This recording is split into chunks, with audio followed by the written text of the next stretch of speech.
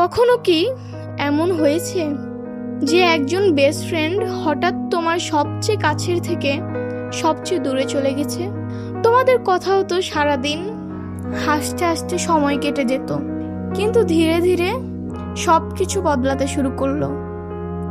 তুমি বুঝতে পারছিলে সে আর আগের মতো নেই, তোমার বেস্ট ফ্রেন্ড, কিন্তু তুমি বিশ্বাস করতে চাওনি, কারণ তুমি ভাবতে সে কখনোই বদলাবে না।